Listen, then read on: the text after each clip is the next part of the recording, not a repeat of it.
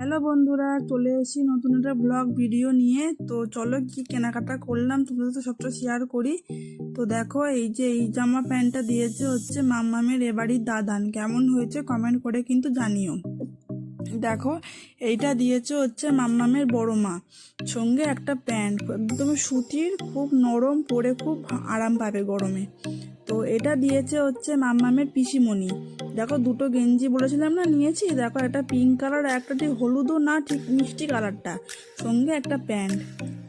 তো এবার দেখো, এইটা দিয়েছে হচ্ছে মাম্মামের বড়দাদু।